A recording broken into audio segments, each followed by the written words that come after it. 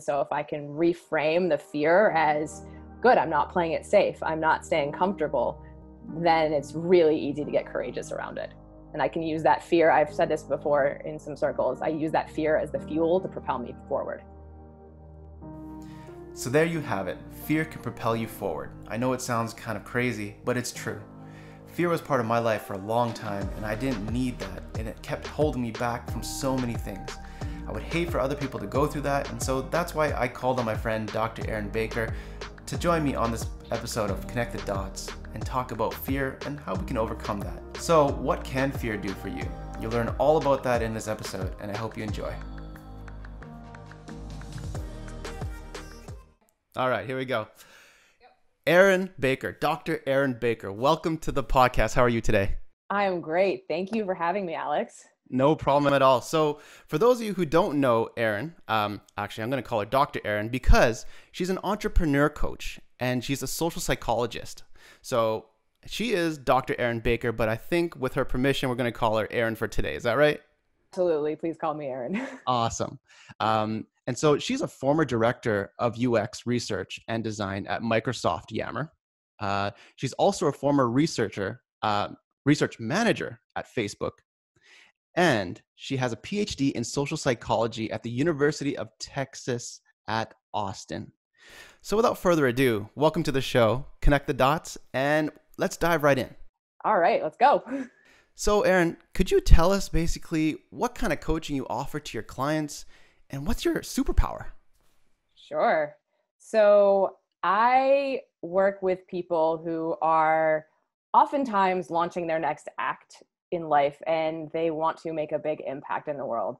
A lot of the people I'm working with want to have impact on people, so personal transformation, or want to have impact on people within communities and societies, like working on things like race, prejudice, political divides, that kind of thing. And so the coaching I do works on what's the business that they're building, and then helping them build their being along the way, because oftentimes you can have all the greatest strategies and plans in the world for how you're going to go about your business, but there are things in yourself that are in your own way. And my coaching really comes from a place of multiple things being relevant. So I have a science background, so I tap into my social psychology all the time, but my superpower is not my brain, it's my heart. And so I do a lot of connecting people to their hearts. I like to say I work with heart leaders. Work a lot on people connecting to their bodies, connecting to spirituality, their soul. So we're kind of crossing multiple spectrums. I like to think of my coaching as a big and. You can do science and spirit, intellect and heart. Even in my own self, I'm masculine and feminine. So that's the approach I take with my people. And when they can kind of handle the multiple ways of looking at things, they can be their most powerful. And so that's where we help them unleash their power, is living through those ands. Nice. Awesome. And I love how you're bridging the gaps between the two, I guess, realms and just bringing it all together. And so I would love to know, in your experience with coaching, what kind of transformation have you gone through and what kind of transformation you offer the people that you work with? Yeah. So when I first discovered that coaching was a thing, I was very much up in my head, highly intellectual. I have been rewarded for 3 decades of my life for being smart. So the PhD was all about science, right? All about being up here in my brain. Working at Facebook, highly intellectual place. And so I learned to solve all my problems through that.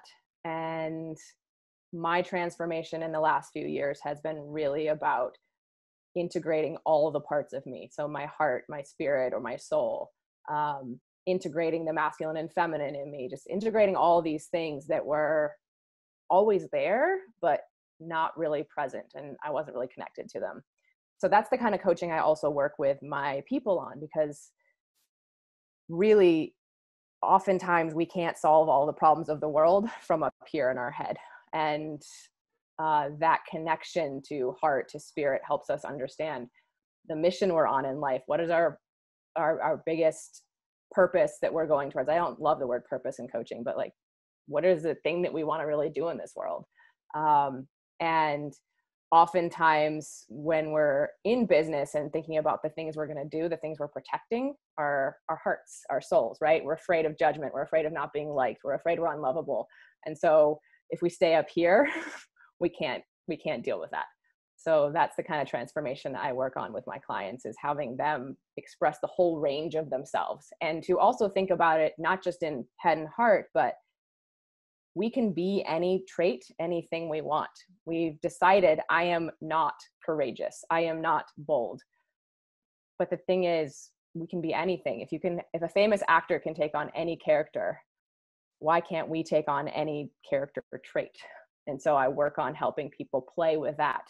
What if today you are the type of person who is bold and courageous? Nice. Awesome. And so now thinking about myself, I came from a place of, depression and all that.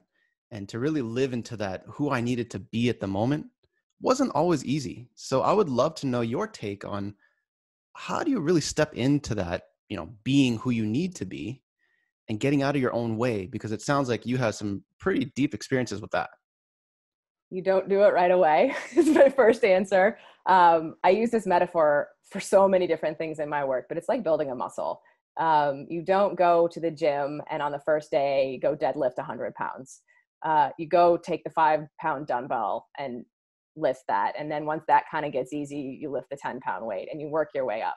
So for a lot of these things we're trying to try on as ways of being, they're uncomfortable. They don't feel right. They're not how we've operated before, or we have fear around them. And so we push it.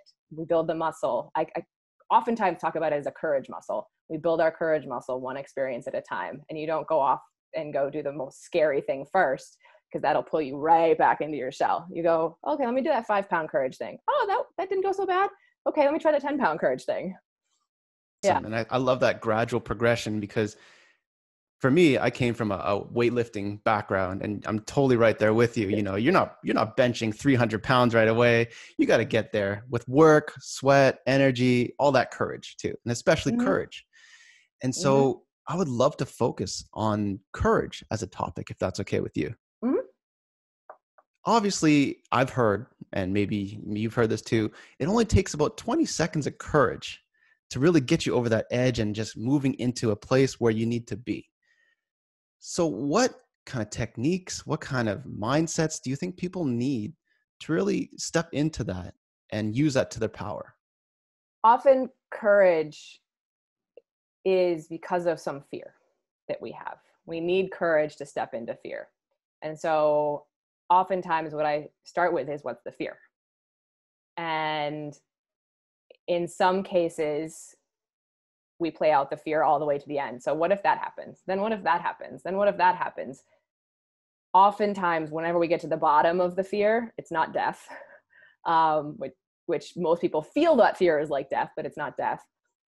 But oftentimes when we get to the bottom of what could really happen, people go, oh, that's not that bad. So that's one way that I can pull people out of that fear into courage, is to see what the consequences really are.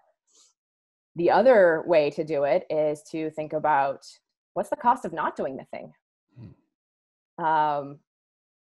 Oftentimes we think about the cost of doing the thing.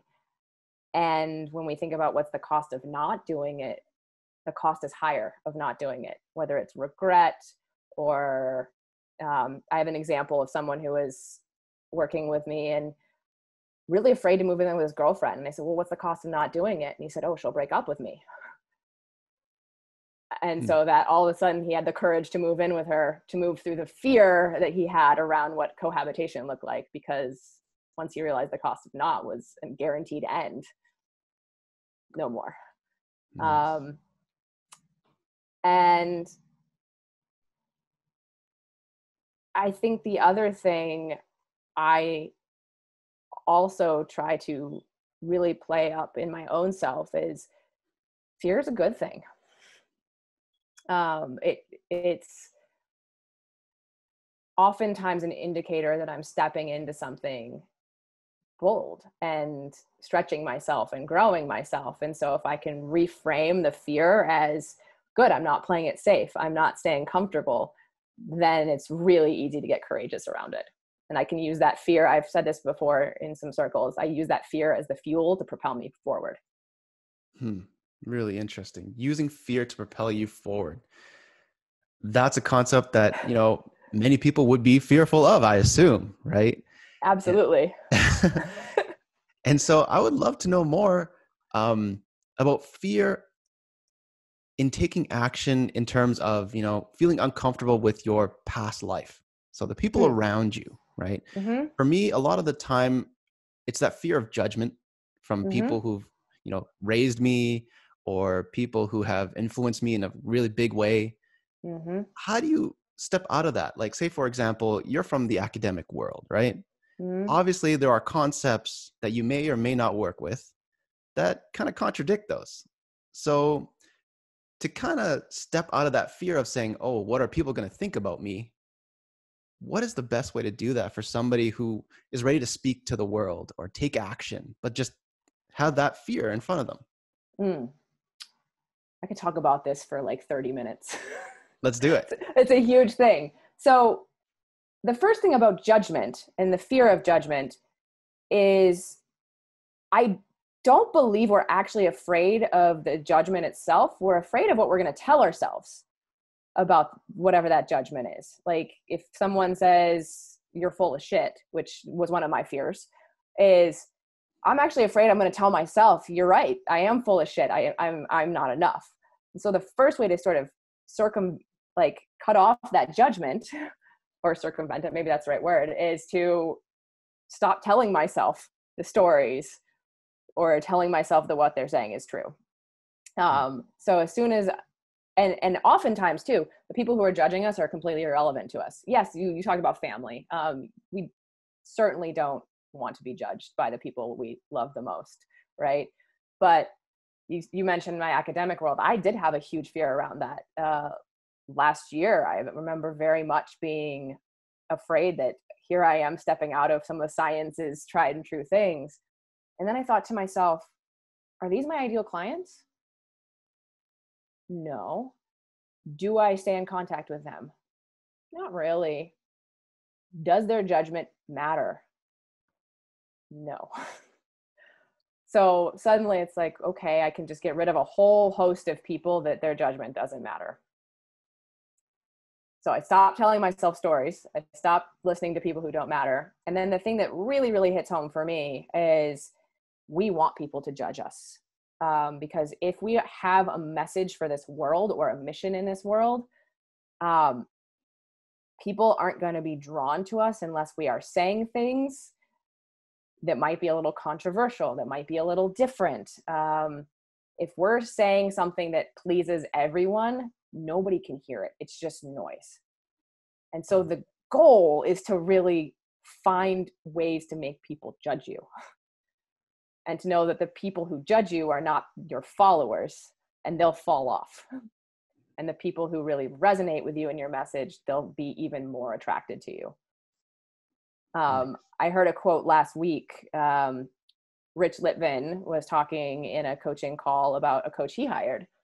And his coach said, you're not a thought leader unless you're being criticized every day. And maybe every day is an extreme because you may not be putting yourself out there every day. But the message behind it is thought leadership requires being criticized, requires people judging you. So the thing is to figure out how to lean into that fear and listen for true criticism to make you better and let judgment go. Nice. Oh, I love that. Gosh, what an awesome quote. Rich Litvin, awesome guy. And so now I'm really curious, listening to you and getting over this judgment and fear. I'm curious to know, what's your provocative mission? The one that gets people saying, oh yeah, I don't know if that's going to work, but maybe. Yeah. So my mission is, I know I won't accomplish it in my lifetime. I want to create a more authentic, inclusive, and loving world. And right now, in the current moment, that feels batshit crazy. And I want to work with other, I call them heart leaders, not thought leaders, because they lead from the heart, not their head. I want to work with other heart leaders whose missions fold up into that.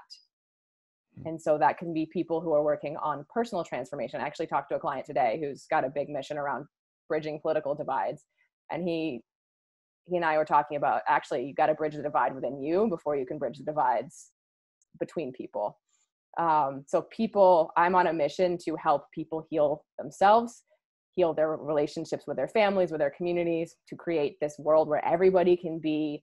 I like this idea of summer camp. When I went to summer camp as a kid, everybody was just like flying their weirdo flag everywhere, being themselves. And we had this incredible, loving, accepting place. It was like the safe haven when you go away for the summer and get rid of the bullies for a couple of weeks, right?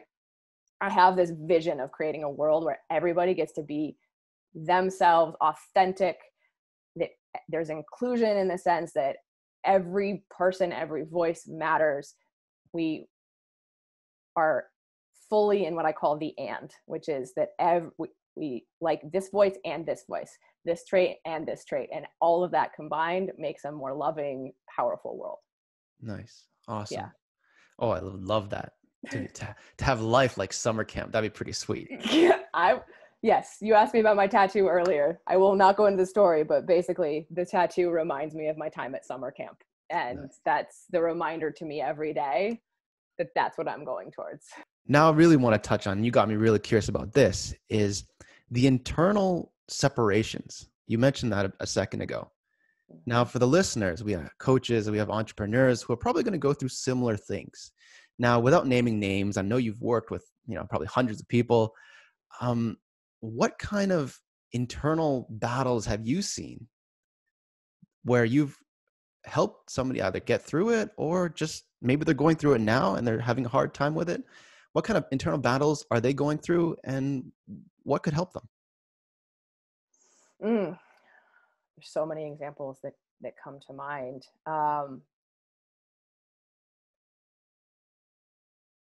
One that just comes to mind is not necessarily an internal battle necessarily, but a lot of entrepreneurs wanting to go make a difference in the world and have these thriving businesses and wanting to have plenty of time for themselves and their family and their life. And they're battling constantly between their mission and themselves.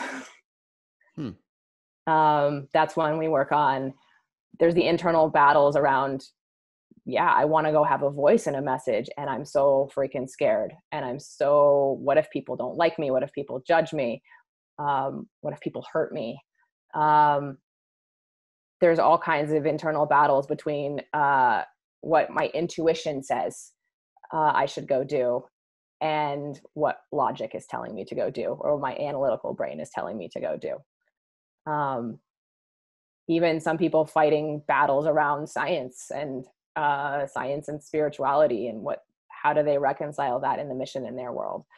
So there's all kinds of different flavors of battles that people are fighting. And oftentimes it's figuring out, how do we integrate this holistic view of you, and how do you lean into some of these paradoxes? One of the paradoxes I think is most important for entrepreneurs is that when we go out and we do our work, it's so imperative to put on a lab coat, proverbial lab coat, treat everything like a scientist. You go out and you try a new offering or program, treat it like a data point. A client says yes or no, treat it like a data point. And to really think of it as like, I'm experimenting, I'm trying things, don't take it personally. And we are human beings. And if you lean too much towards the scientist, you are actually suppressing emotions that are really valid. And so one of the bridges that I try to help people deal with is, how can you feel all those feelings, whether it's fear, guilt, sadness, and still feel like you're treating like a scientist? Because those feelings often stop you from being a scientist. So how can you just carry them? In COVID times, I feel guilty that I'm making money and I'm going to keep going and selling my coaching programs. Or no one showed up to this webinar, I'm feeling really fucking sad. And it's okay because it's just one webinar. Right. Wow. And I would love to touch on that a bit more, spirituality and science. Now those, Now, from a bird's eye perspective, they don't mesh very well sometimes, right? And so what's your experience with that? And how do you help people, I guess, bridge the gap or be the link between the two? Yeah. It's one that I'm working on for myself, to be honest. I grew up science, and spirituality has been something that has come only even in the last couple of years, trying to really understand and figure out what spirituality means to me. And honestly, some of it is helping people see that some of these things that we see as spirituality, things like intuition, are actually studied by science. Even things like energy are studied by physicists. So seeing the bridge and saying, yeah, there are some things science doesn't quite understand yet in spirituality. But seeing that there are scientific roots to a whole lot of the things that we are coming to understand about spirituality, and also helping people lean into, it's okay to not have an explanation for everything. There's such a need in human beings for certainty. And yet there's a great quote. I can't remember exactly how it's said, but it's in the book, The Power of Moments by Chip and Dan Heath. But it's like, we feel the most safe when we're comfortable. I think that's the word, but it's, we're most alive when things are uncertain. And Nice. so what if we can help people live in a world where uncertainty is a great thing, and spirituality is definitely a place of uncertainty and having faith. Nice. So I love that. And that was leading me to my next question was, what is spirituality to you? I mean, you're saying just a second ago, lean into that uncertainty with a place where you can practice faith. Yeah. Is there anything else you want to add to that? That's pretty comprehensive. Spirituality, I'm still defining for myself. I wouldn't call it a spiritual practice, but I'm reading a lot on Buddhism right now. And, there's a lot of spirituality to me right now is more of a connection with self, more connection with my own spirit. I have a dear friend who's a shaman, who talks a lot about things that I am not familiar with around like multiple lifetimes. And, she's a psychic medium and is able to see things I'm not. And I'll be honest, I don't know what I believe there yet. But I'm approaching it from a curiosity space of, what is the consequence if I'm wrong? Like, if I go believe this thing and then it's wrong, what is the consequence? Most of the time I come out with not much. So I'm in this place where I'm just trying to understand all the different flavors of it. And for me, everything comes back to connection to self. Nice. Oh, that's beautifully said. And so connection to self, knowing that your unique voice will help filter out the people that don't need to be in your life and will also attract those that should be, right? So now, if people wanted to find their voice, get aligned, bridge that gap maybe between science and spirituality, how do they reach out to you? How do they work with you, Erin? Because it sounds like you're doing some phenomenal stuff. Yeah, there's a couple of different ways. So the main way to play with me is I run a Facebook community. I've talked about this already today. I work with heart leaders, not thought leaders. So I run a Facebook community called the Heart Leader Launchpad. And it's just Facebook/group/heart-led Launchpad. So people can join me there, come play. There's amazing humans in that group. And then if anyone wants to learn more about the specific work I do, you can go to my website. It's www.erinmbaker.com. There's a lot of Erin Bakers out there. So it's erinmbaker.com. Nice. Awesome. Thanks so much, Erin. Well, I won't take too much of your time. For those of you who are listening in, Dr. Erin Baker, ladies and gentlemen, it was a pleasure to have you. Thanks again. And I look forward to the next time we chat. Me too. Thanks so much, Alex. All right. Take care. All right. Bye. Bye. Hey guys, Alex here. Thank you for stopping by my channel. If you're a coach, if you're an entrepreneur, or even a creator, you've come to the right place. Here, we talk about creation, we talk about business, and we talk about coaching. And I'm creating all these resources just for people like yourself so that you can up your game and make your business even better. If you really like this content, make sure you hit that subscribe button below right here and that notification bell so you know exactly when my next video is going to be released. And if you find it useful, share it with somebody that you know, like, or trust. So have a great day, stay amazing, stay blessed, and I'll see you guys in the next video.